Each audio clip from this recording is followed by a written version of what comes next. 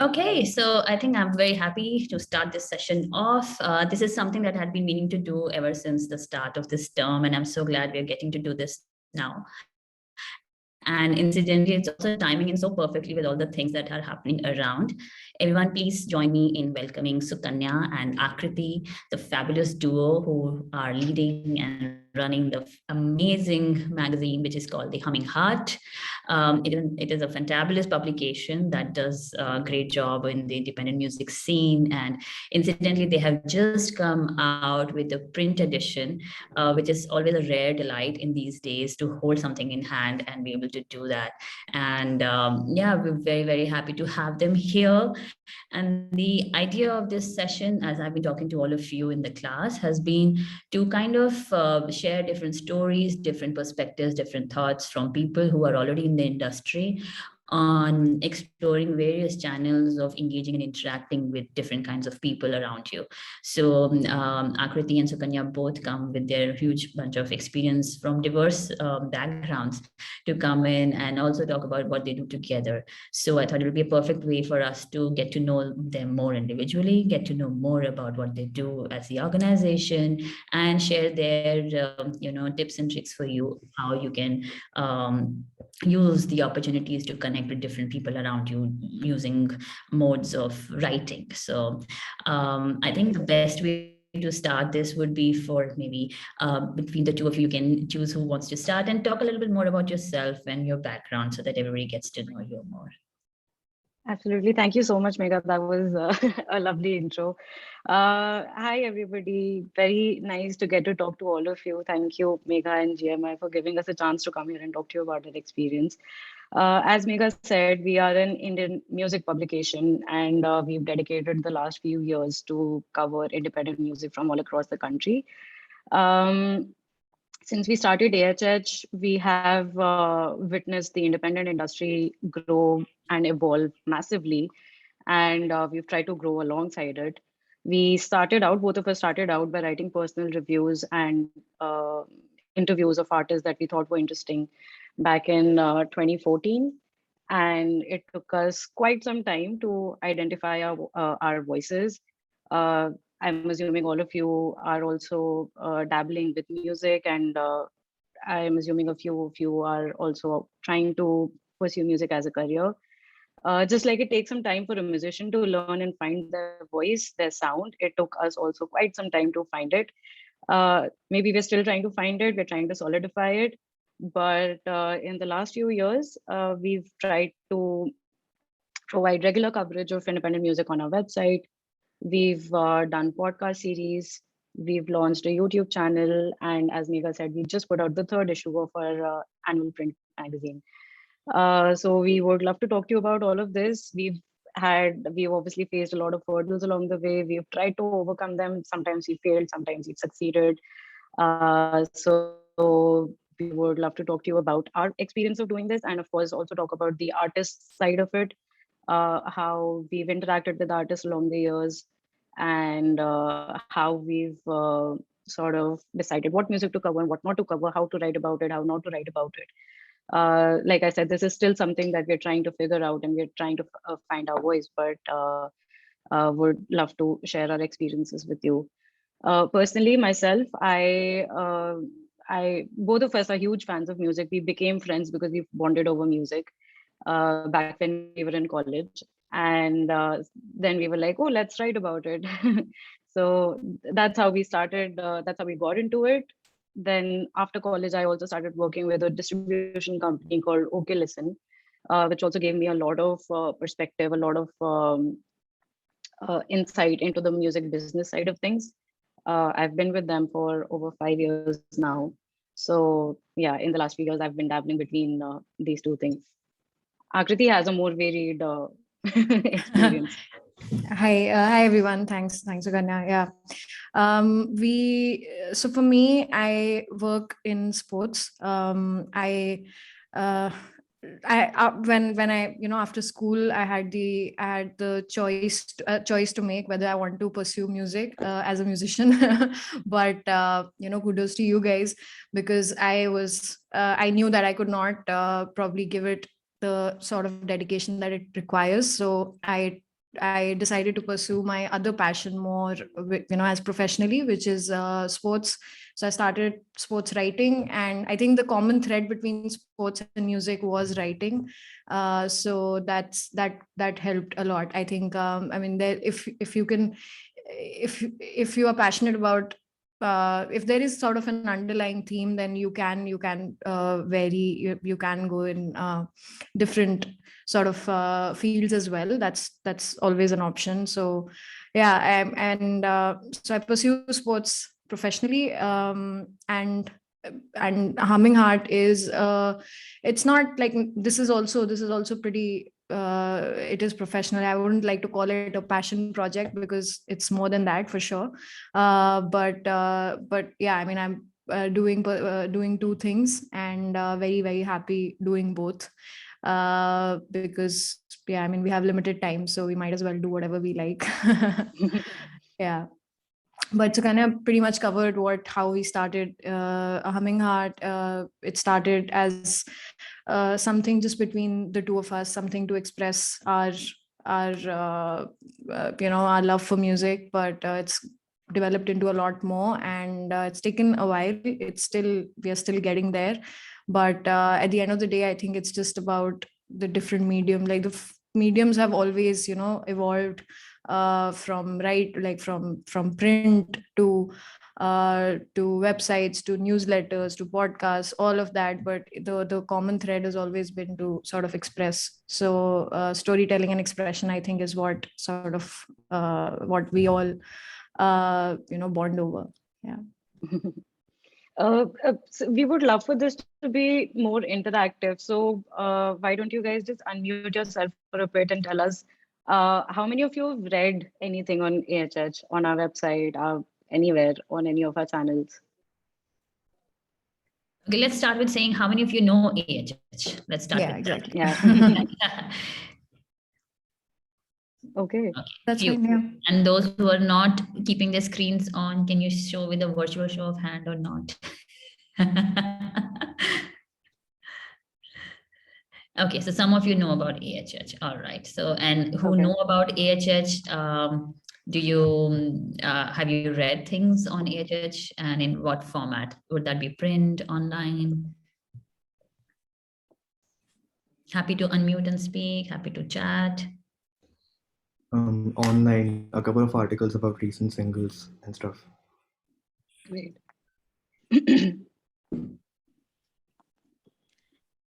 Are there any of you who want to write on music, who have thought about writing reviews, articles, features, anything of that sort? I think they want to be written about first. Fair enough. Fair enough. Fair enough. They're like, Of course. tell me how to be written about. Let's talk about that. That's all. Okay. How many of you have put out music? Okay. Okay. Quite a few. Yeah. Yes. So I think maybe we can, since majority of them are looking at building their artistic identity primarily, maybe that would be a good way to start this conversation, wherein you mentioned that you had begun your career by writing about artists individually, and then the idea of bringing it together as Humming Heart came in subsequently. We can talk about that in a separate way, but maybe when you start about writing an artist, the first question that always comes to everybody's mind: how do you decide what kind of artist you want to go about, and how do you go about getting that information and writing about it, and what do you expect from an artist to support you in that endeavor? Okay, so there are two aspects of it, of this. So broadly speaking, as the AHH vision, what we try to do is we try to cover all sorts of music. We try to cover all sorts of languages, styles of music. Doesn't matter how successful or new you are, doesn't matter how discovered or undiscovered you are. We try to cover everything. A lot of times we fail to do that because I am not sure how many of you would already know this, but the publication ethos of the in the independent music industry is not that developed. We don't have enough writers. We don't have enough funds. We don't have enough resources or bandwidth to be able to cover as much music as we would like to. Which means that we have to be very, very selective, more selective than we would like to be when it comes to covering independent music. But on a day-to-day basis, we have an email address, we get music on our Instagram, we get music on through our WhatsApp, we get music through the email address. So we have to sort through all of it. We have to decide what we can write about and how we can write about it. There are various ways to do it. If it's a single that we like, then it's a shorter piece. It's a short piece talking about the release of the single, a short intro to the artist. If it's a larger release plan, if that release for the artist goes spans a few months, then we end up maybe we end up doing an interview with them. If it's a longer release, if it's an album, then we almost always end up doing a review. So depending on the nature of the release, depending on the nature of the plans that the artist has for their music, we decide how and where we can feature it or review it. If you're not able to write about it, we also have our playlist where we can feature them. Because a lot of times what happens is that we may not have the bandwidth to write on it, but we do like the song so much that we want to feature it. So we do end up doing playlist features. We do end up giving them shout outs on our social media. Um, but one thing that we do expect from artists, a lot of times artists just send an email saying, hey, I don't want to bore you with a lot of info around this, but here are the links to my music and the EPK. But that does not work for us. We are not a curator or at Spotify. We need that info to be able to talk about it. We want to talk about it. We are the people who are going to be giving that info out to the world. So you should be as detailed, as thorough, as informative as you can be in your emails, your artworks, your release date. A lot of times what happens is that people miss out on the most important details about the release, like mention the release date, mention the artwork, add the artwork credit. A lot of these things don't end up in the final emails that we receive, which are very crucial for the articles that we end up publishing eventually. What happens is that when your inbox is filled with so many emails, and you might end up liking the song, but if that information is not there, as people who are sorting through the emails, our ears also tire. So a lot of times if the information is not there, you don't make the effort of reaching out to the artist and being like, hey, can you please send this to us? If the information is not there, we end up not covering it because there's nothing to talk about then. So yeah, that's the first thing. Be as thorough and as informative as you can be in your emails. Yeah, I think just to sort of add to what Sukanya mentioned, not what is expected. Of course, that part she's covered quite quite well. There's no right way, but the very at the very least we expect a little bit about like some context to what the song or where the music is coming from. But again, there is at the end of the day, I think the music obviously speaks for itself because. Okay. Good music will get covered irrespective. So there is no right way. Like you don't have to have it in a fancy Adobe Spark format. You don't have to have it in any in that like you don't have to have it super designed or anything. It's just a little bit of context is important. For us at Humming Heart, I think there is it's very like it's worthwhile to mention that we put in a very conscious effort to try, and we are there is a very thin line between just being promoters, being curators, being critically trying to assess critically. The challenge is that there is so much there's so much music that's coming out, but there are not enough writers to cover it, to sort of critically assess it. But from our end, what we do try to be a little conscious about is trying to cover as many with whatever resources that we do have, still trying to not let the let the new ones, or not necessarily new, but like just trying to ensure that we are really diversifying our coverage across India. Like we're not restricting it to English or Hindi speaking only, but really trying to cover as much as we can, and in as many languages, as many regions as possible. So that's a conscious effort from our side, and that's something to mention. Yeah. So as you said that, you both of you mentioned, and it's rightly, I have seen that also happen, that all of you put a conscious effort of ensuring that you're trying to cover as wide of artist foray as possible. One of the questions that I'm sure you must be getting asked a lot is that each one of us have their own personal preferences, also the kind of music that we like. We all have that kind of bent towards our own playlist that we For usually sure. How do you kind of try to segregate that when you're trying to do a review of an album, which may not come in when you hear of it? It may not be of your personal style, but it is something that may require a kind of a critical listening and trying to review it and from a very third person and a very other point of view. So how do you really go about doing that?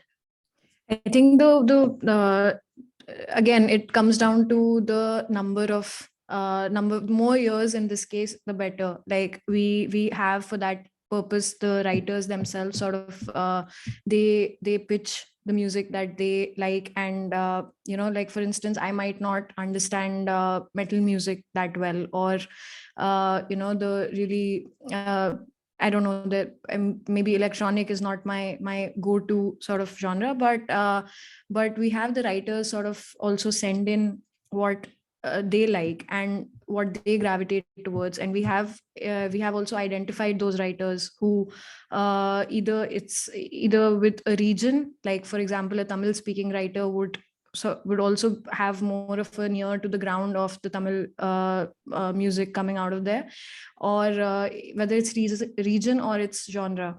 And in terms of even in terms of reviews, or in terms of the list that we just put out, the top 20 albums of 2021, I might not be, I mean, the number one album might not be my personal. So how we try to come to a consensus is have a number of writers given their list, or what they're in like from 1 to 50. We covered about 100.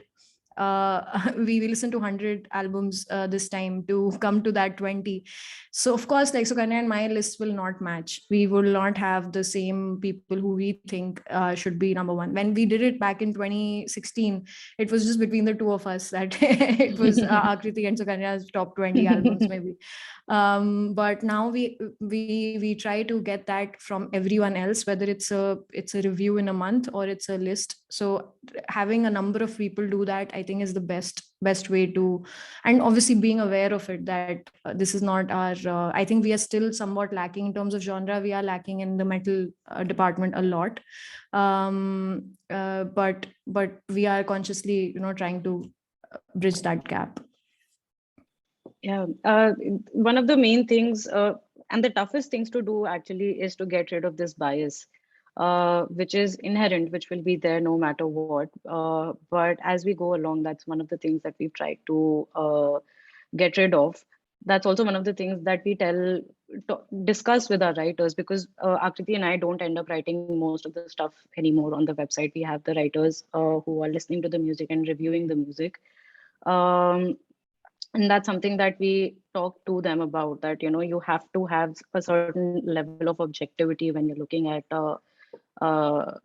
critiquing music. It's not that easy, because you're trying to go against your human instincts, but yeah, it's something that any writer should have, and yeah, we're trying to keep that in and mind. sometimes that bias comes from a nice place also. Like you might have someone say that oh, this is really good for a Malayalam release or like something like that, but that maybe that writer has not really they don't have the context of like the historical context, that you also have people like, you know, Rex Vijay, and you have Avial, you have Thaikudam Bridge, who have done all this in the past. So yeah, I mean, the bias is definitely there. That's why the whole no boundaries, no biases tagline that we go by is also a reminder, conscious reminder to ourselves that you know, that cannot let, because we are a publication, we are critically assessing, we are not promoters. Yeah. So majority of the students here are right now building their artistic profile, and they are looking at, you know, coming out with their it could be released as a producer or as an artist or a performer, while some of them said that they have come out with some couple of them in the past, but most of them are working on it. So obviously when you're putting out your first track or a first album out, it's always a very, like, you know, even though you may have gone through a lot of things, it's always those first time jitters that come in, and you really don't know what is the right thing to do and how to go about it. Any specific you know, kind of takes that you want to give to those to all of them who, as a first instance, when you're there connecting, how to find the right connect and how to go about to get their things in order? Yeah, so there's a bunch of things that you have to look at, and from our personal experience, it's for example, we just put out the print issue. You work so hard in making something, and then when you're like, oh, finally it's done, you're like, oh shit, now we have to sell this. How do we reach more people? How do we get people to look at this and listen to it and read it? That's not that easy. It does not come that easily. Also, I mean, because I've also worked with vocalists and I've seen that happen to a lot of musicians, the marketing side of things is something that always takes a back seat. But it's important that first of all you give yourself some time after the song is ready to think about, to consciously think about and actively think about, plan it out how you want to reach out to more people. Social media is daunting, but you can use it to your advantage. Uh, Most publications, most editors, most curators have their email addresses on their Instagram or LinkedIn or anywhere, any of these platforms. So you should definitely find those out, make a list of email addresses. One thing is, one thing that you definitely need to keep in mind is how you can personalize these emails that you send out. Like I said in the beginning, the email that you send to a editor at Spotify is not the same email that you would send to an AHH requesting a review. So it's very important that you keep that in mind. Um, but yeah, for a first timer, it's just important to scour the internet to find the people. It's not about the right people, honestly, for the first release. Just find people who will listen to your song and talk about it in any form. uh, there are blogs, there are publications like ours, there are playlists, there are so many different platforms and so many different channels where you can try to get more listeners. So it's just about understanding who does what and how you can approach them and how you need to uh, change your approach with each person or entity that you're reaching out to.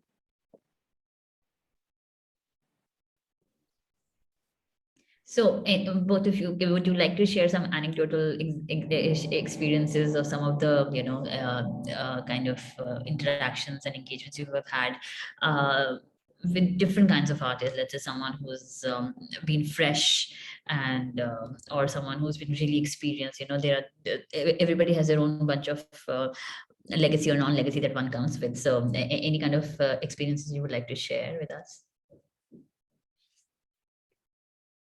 I mean, we definitely come across a lot of you know, funny, non-funny, interesting sort of approaches, but just to I think it's important to talk about.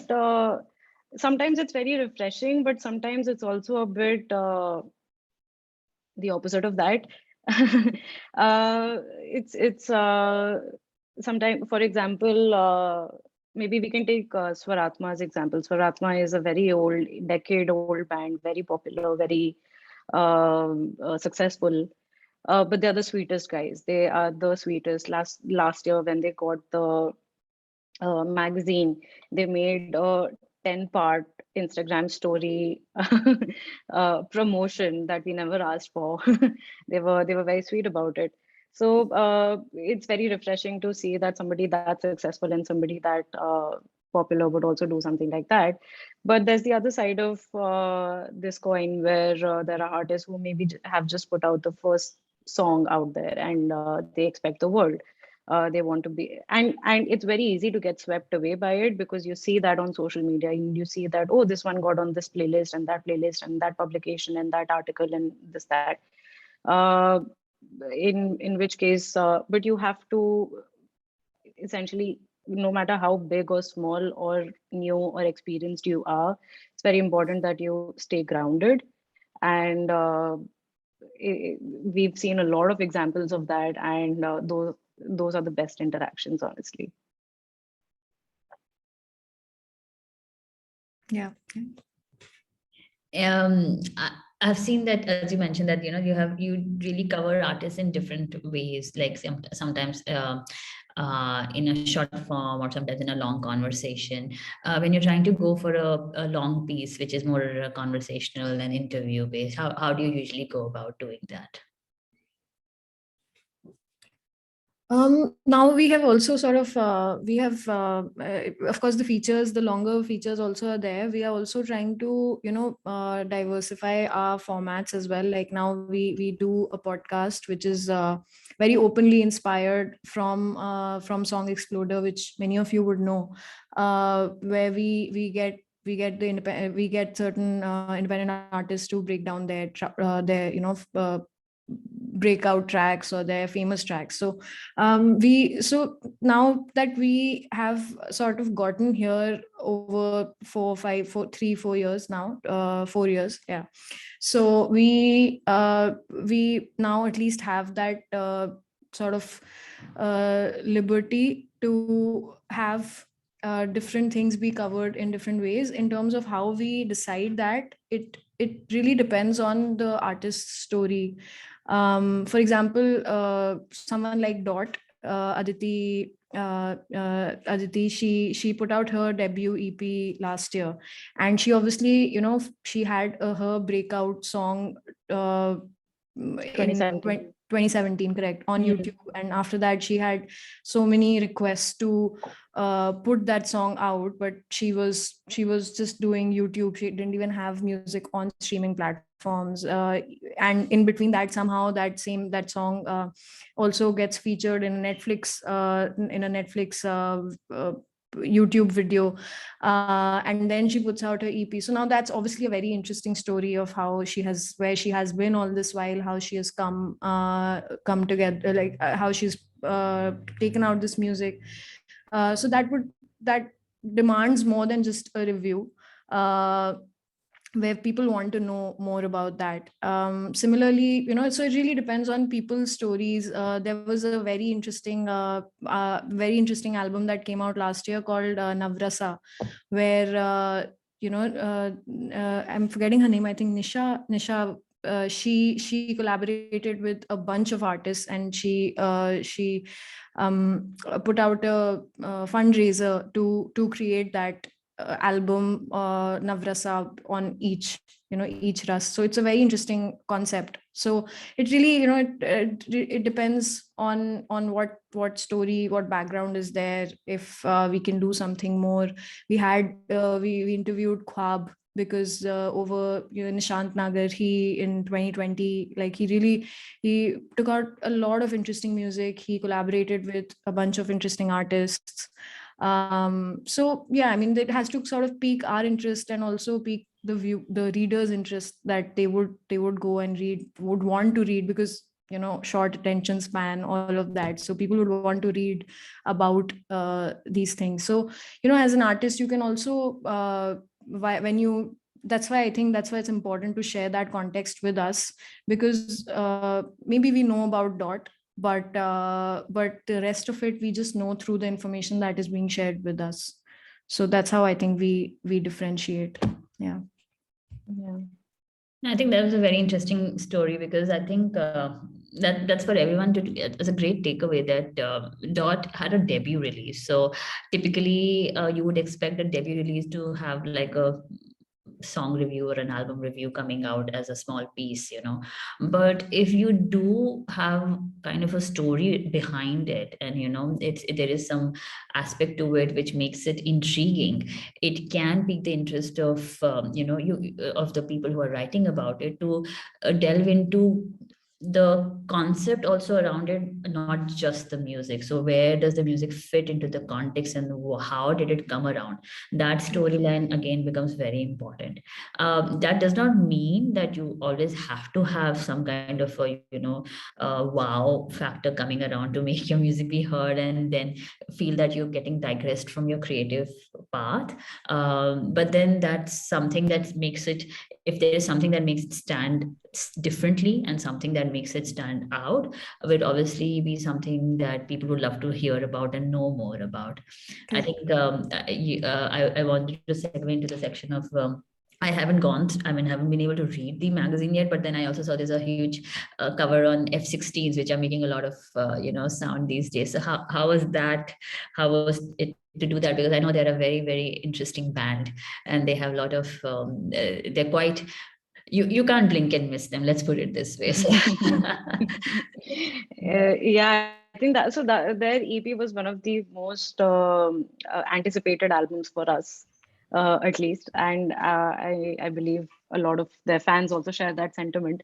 It was they had been teasing it for quite some time, and then the pandemic happened, and then if you were following them on social media, they really kept you on the edge of your seat, and you wanted to be like, oh, what are they cooking up, and how did they make this? So exactly. So there was no new story. The only story was that they're putting out a new album, but through their communication, through the teasing, and through the visuals and the videos and the posts and everything, they really piqued our interest. The music is really good. That obviously is there, but the reason why we wanted to interview them specifically for this magazine also was because if you look at the music videos, if you look, just their visual aesthetic is so different, it's so unique, it definitely stands out. So even though the music, I mean, you listen to this EP and you know that it's F-16s. The sound is very recognizable. But what stood out was how they used the visuals to really sell the EP. So, which is not something that a lot of Indian acts have done so far. So what we also, for example, when we get an EPK also, or let's not say EPK, when we get an email also, if you have a good artwork, that definitely catches your eye. If you have a nice music video, that definitely catches your eye. And with these guys, it definitely seemed like they have also put a lot of thought, a lot of work has gone into into creating that visual aesthetic. So we really wanted to delve into that and understand why was that such an important part of your release plan. Um, they're very interesting guys, which is very evident from their social media. But yeah, that was what caught our eye. So we wanted to learn more about that. Nice. Anyone has any question at this point, please feel free to ask as well.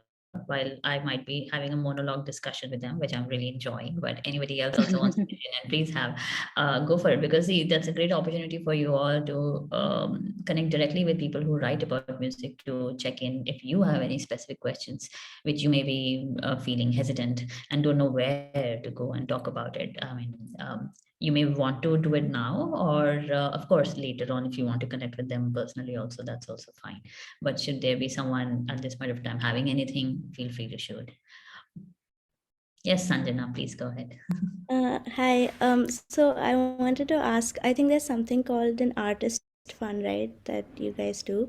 So how exactly do you select artists who will receive the artist fund, and what exactly is that process like? Great question, Sanjana. Great question. Hi, Sanjana. Akriti, you want to take that? Yeah, sure. So we So just to give everyone else context, whoever might not know, we started the Artist Fund last year, and we are a reader supported publication. So what that means is that we don't run ads on our website. We have people who contribute on a pay as you wish basis, and that money every month or every cycle rather, 25% of what we collect, what we get, we put it aside in the Artist Fund. And through that fund, we pick an artist, and we speak to them, and whoever's applied for that fund, we support. If someone needs to use it for their marketing, or if they need to use it for their mix, whatever it is, that's what the Artist Fund is. How we select it: so we have a Google form where people can fill out who their bands, all the details are there, whatever their musical act is, what they need the fund for, when is the music coming out, and then every cycle, which is roughly around 2 to 3 months, we have enough funds to give it to an artist, or maybe two, depending on how much money we have. At the moment, we've put a cap of 5,000 per artist, because I mean hopefully we can increase it this year or maybe next year, but at the moment that's because we want to support as many. That's the main aim in terms of so it's pretty straightforward. Once you apply, then we go through your application, then we do a second round of sort of screening, or just talking to the artist and figuring out what they need it for, and how much music is coming out, or exactly when they're putting out music. Yeah, I mean, in the best case scenario, we would love to. We have, in fact, we have given the funds to someone who has just said that he just needs the money, not for anything specific, but just needs to pay his rent, and this would just help in that. And we are very happy to, but to be to be perfectly transparent, there has to be some music that the artist has already put out, which makes us a bit sure that they will be using this is actually going to go into music, because at this stage it's not someone can very easily. We are also sort of responsible to our stakeholders, which are the people who have contributed to us, and in the hopes that their contribution will also go in supporting an artist. So we would need to know that for sure, but typically it's the mix cost or a marketing cost or something like that. But yeah, I mean, the fund, the form is there in on our website, so one can easily apply. Yeah.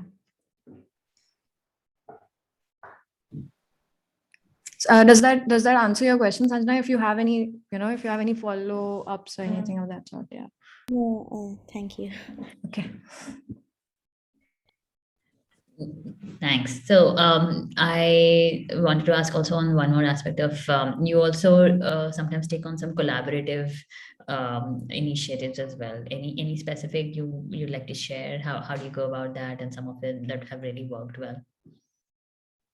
Collaborative initiatives with Other organization, or doing some things which are in joint efforts with some people, with other people in the industry. Last year, one project that we took on, which was really exciting for us, was where we worked with Box Out FM. Box Out FM does a bunch of things. They have a radio, they have a label also through which they put out some very interesting music. So they were working on a World Music Day campaign, which was a 2-week-long campaign. And they wanted us to come and talk about it. We did a bunch of sessions. Back then, Clubhouse was a rage. So we did a Clubhouse session with them. We were running a Discord channel also. So we did a bunch of things with them on Discord. When we collaborate with some other organization, it's always important for us to understand what they are looking for. It's not always going to be that, hey, can you write an article for us? In that case, it made more sense to maybe curate some playlists, some AHH curated playlists for them, which were totally indie. or hold conversations like these. And yeah, it was a very exciting project because we ended up talking about a lot of things that that actually evolved into features we ended up doing later. For example, we wanted to talk about collaborations, how people were collaborating a lot more in the pandemic, much more than before, because suddenly it occurred to everybody that, hey, we can collaborate over Zoom or through a lot of these platforms also that came about. So, and then we ended up doing a longer feature on how collaborations were on the rise in the pandemic. So yeah, so we ended up, so we always curate the projects according to what the other person is looking for. There's this other magazine called Mysticity Magazine. They are an art and culture magazine, and they wanted to have a music section in the magazine. So we ended up interviewing a bunch of artists exclusively for them, and they ran those interviews on the website. So it depends what the organization is looking for and what we can offer them. Yes, Shivesh, please go ahead. Hi, I just wanted to ask you guys. So, do we send the music to you before the release or post the release, or how does it happen? Before, for sure. Before? Okay, Yeah, cool, yeah. cool. That's Uh, good. Maybe 1 or 2 weeks before. 1 or 2 weeks. Awesome. Thanks.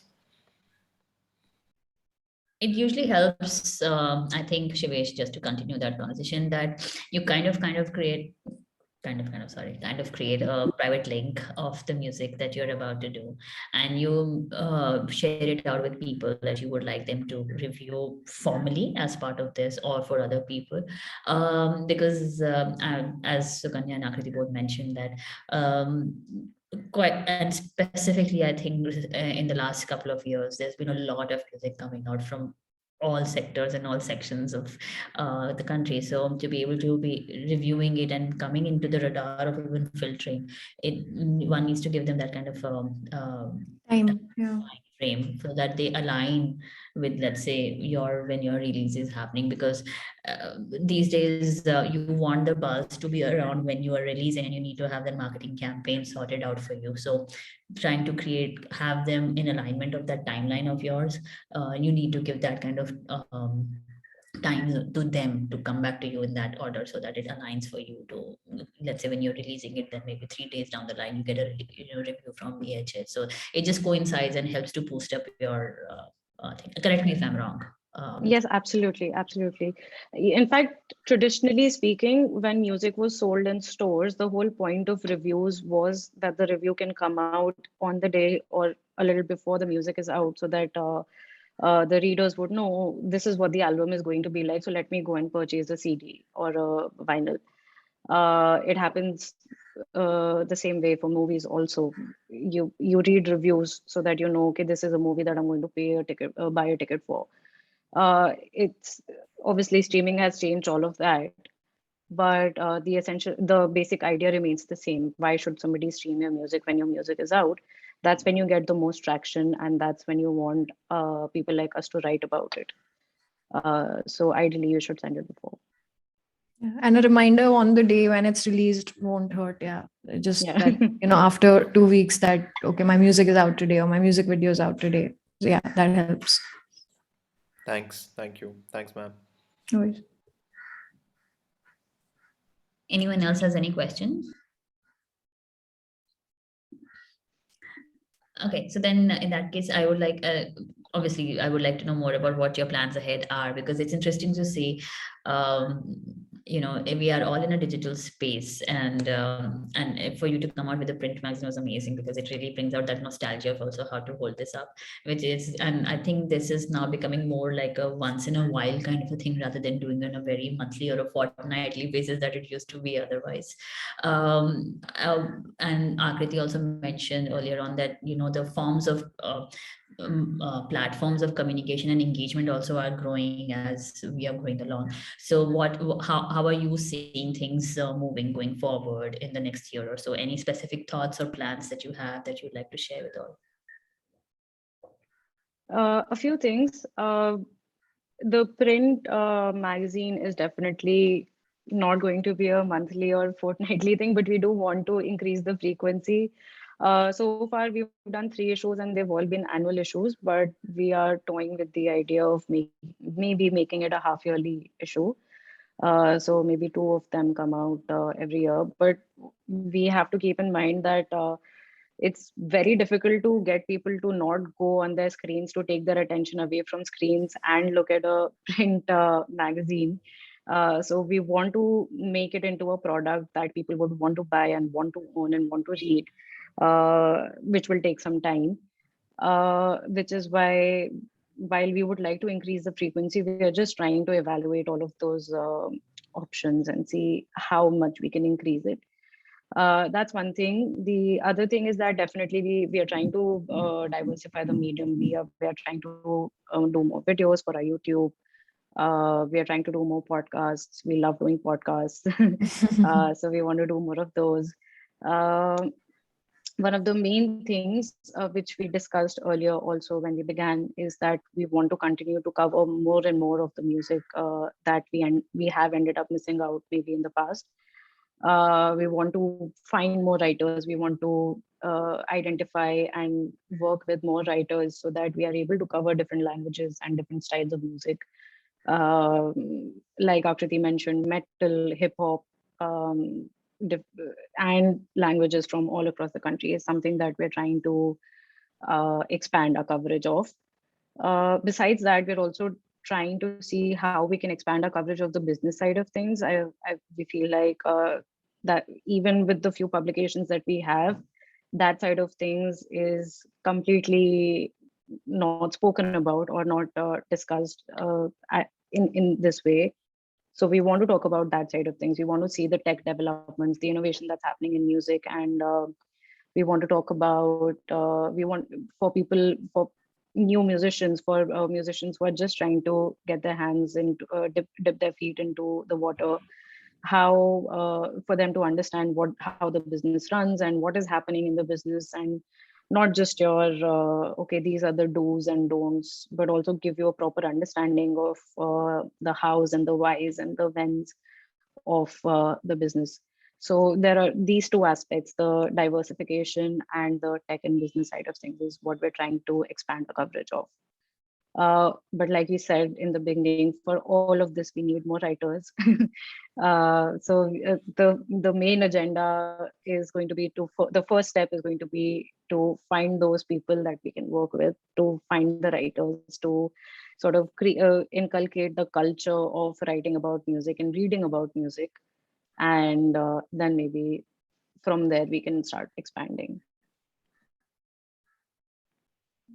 Yeah. Any specific plans? Because I know you and I were talking about it, of how I think this was the same thing that when we started GMI, it was that, trying to create a space where people can come and study, or I would say study is not the right word, but kind of have a formal path of how one can progress on it to get the fundamentals in place, and then find out their identity and creativity, and then move forward with whatever aspect they would like to go forward. Do you feel that there's a specific path like that, or something that you would like to curate, or something that you're ideating upon that you'd like to share? Yeah, most definitely. That's one of the plans for this year, is to try and create don't know what to call it yet, but sort of a master class where people who want to write about music can come and learn and acquire that specific skill set that is required to write on music. In the past, the writers that we've worked with have either been musicians who said, hey, I know music, so I can write on it. Or they have been people like us who were really passionate about music and said that, hey, I know this, I can write about it. I would love to write about it. We want to find people who are passionate about music, but can also write about it in an objective way, who can take a step back and also this is something that we are still learning it. We've been trying to discuss with our writers also.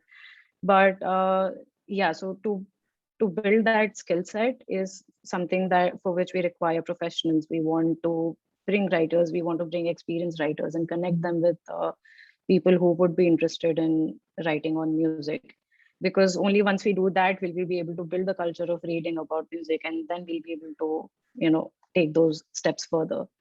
So yeah, so the first step to finding those writers is to create that masterclass of sorts where people can come and learn about how to go about it.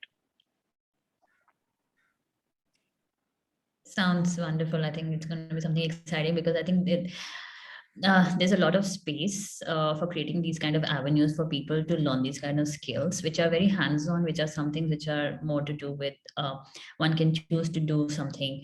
As you said, sometimes a musician likes to write also. They have that side of them, or maybe they could be a writer who dabbles in music, or they're just passionate about music. But how to find that, we always talk about how to find that voice and how to find that kind of expression. How do you do that, and how do you choose that? You may have that interest, but how do you get that technique going so that you can kind of get that finesse in your skill and put that across, and something that everybody would love to read and look out for when you print that kind of thing. So looking forward, I mean, yes, it will be exciting to see those kind of gaps getting filled through these courses and through these programs, I think.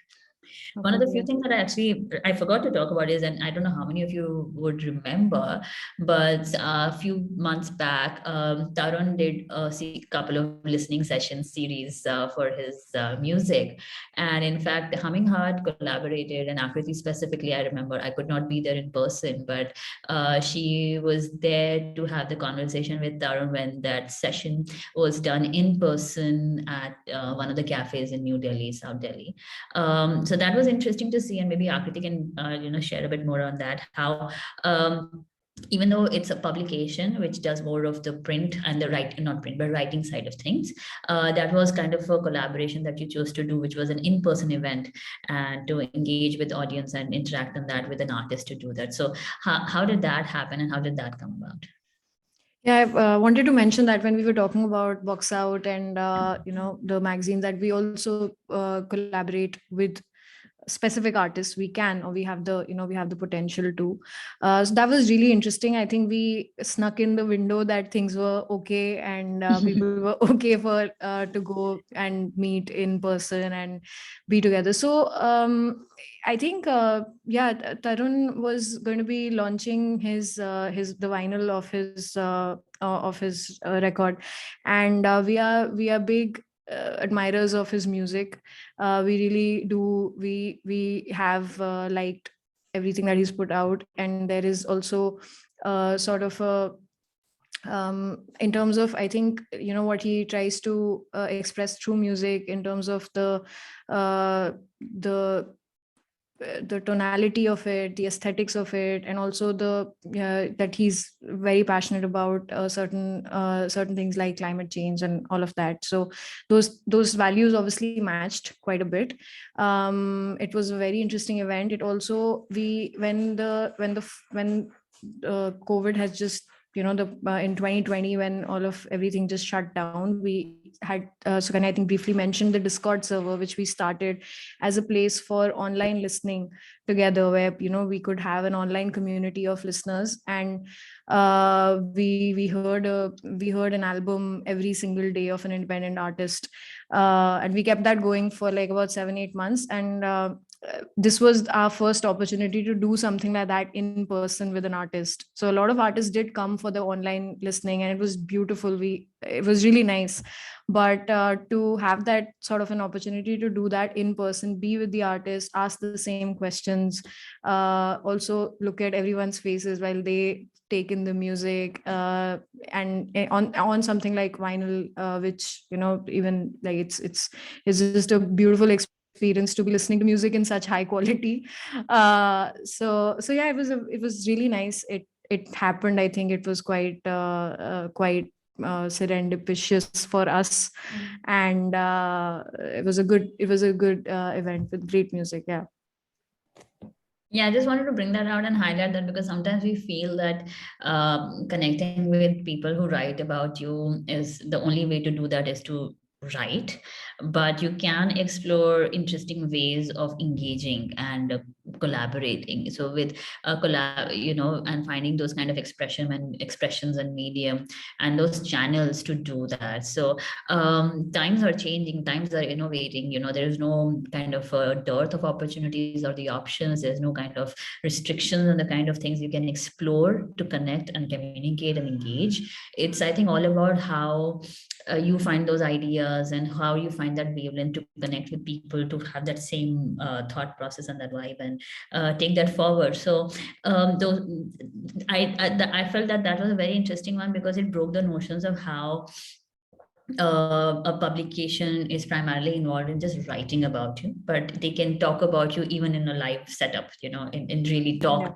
like literally talk about it also in the equal way. So I think it was a very interesting one to do, and I look forward to, I hope we can have more of those kinds, sooner than later, because those are very intimate styles. So I know Wild City also does quite a few of those in the sessions, but then this was a very interesting one where this one also was done outside and in a different way. So yeah, very interesting. Kudos to Tarun for being so creative. Yeah, for sure. His aesthetics always go, and everything goes a little higher than what you would want. Yeah.